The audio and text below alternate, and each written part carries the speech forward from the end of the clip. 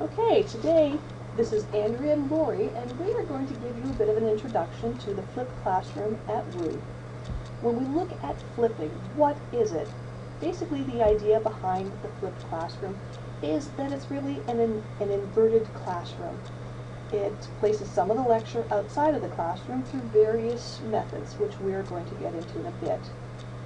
It is meant to be an add-on or an enhancement for your in-class elements, not just to replace them. And what you use outside of the classroom should really give unique information, increased flexibility, or other measurable benefit to your in-class time. Now, at Washburn, a lot of us use innovative interactive teaching already, and to the extent we're doing that, you're probably already flipping your classroom to some extent without even knowing it. But if you think of the traditional lecture-based class, I'm sure we are familiar with from classes maybe we had in college, in that class you would have reading before class, and then you would show up and the professor would stand at the front of the class and lecture.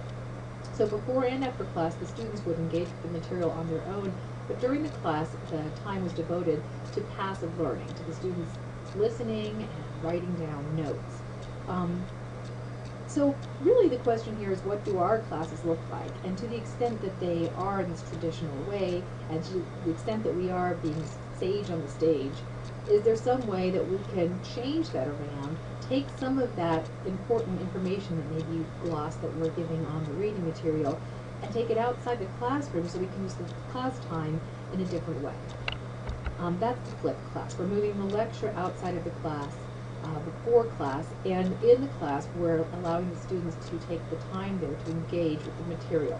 And not just engaging with the material on their own, but doing it with the teacher there to be a guide and collaboration. So that's where you move from sage on the stage to guide on the side. The goal of the flipped class is to maximize the class time devoted to interactive learning. Again, many of us are doing this already to some extent, but maybe not calling it a flip. So we just want to think about some ways that we could maybe improve this or figure out what we're doing to get our students to build their fluency through collaborative process in class, and not having to do that on their own outside class where maybe they don't have the kind of input that their fellow students and that we can give them in class. Okay, so how do you flip a class?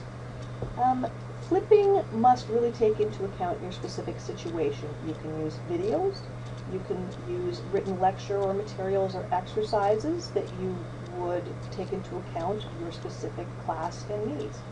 We look at your subject matter, course objectives, your skills, and the time, whether requirements or constraints that you have upon you. And when we look at how to deliver these extra materials to the students, we have, of course, Twin as an ever-present option. Of course, blog is an option, D2L. Is there other ways to deliver? And these are all something that would be up to you as the flipper. There are lots of ways to flip.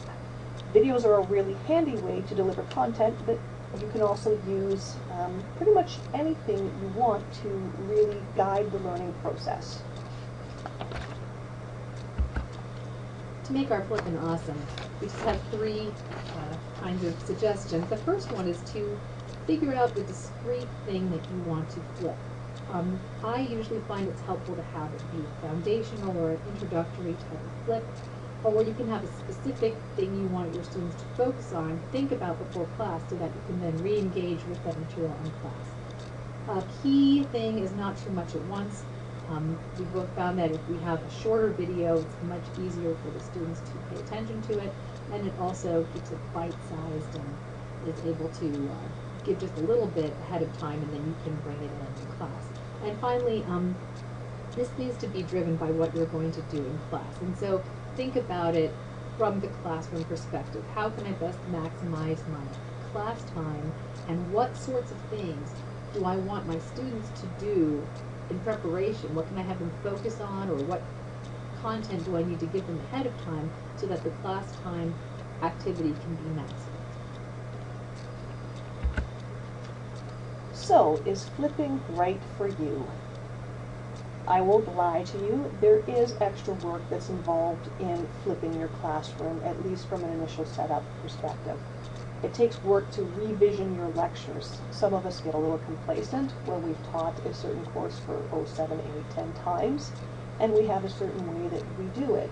So actually taking it and completely changing how you deliver the opportunity for your student to think about the material, it takes work. However, I have found that it's worth it. The students are engaging incredibly well with the stuff that I'm doing this fall in BA, and they're actually excited about agency law, which is a first. Well, at least for me. There is a learning curve for the technology, especially if you do the high-tech route. You don't have to do the high-tech route, which we're going to talk about in our presentation to you. But if you do the high-tech route, yes, there is a learning curve. However, in our presentation to you, I hope to show you some of the stuff that took me 30 hours to learn, can actually be learned in 5 minutes, which probably doesn't speak well to me. And finally, at the end of the day, the teaching is best done when it is done in a manner that is kind of an extension of our own personalities. So basically, if this is not something that you find intriguing or interesting, or that you would like to at least explore, then I'm going to go with the idea it's probably not a good idea for you to do it, because when we're up there and we're awkward, the students know it and they tune out. So it really is about finding the best method to get the end result to the students.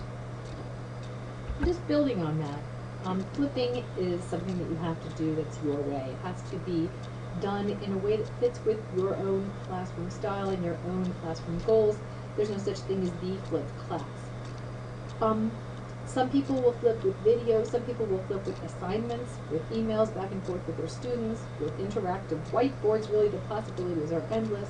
But rather than focus on exactly how you're going to flip, we can brainstorm about that on Friday.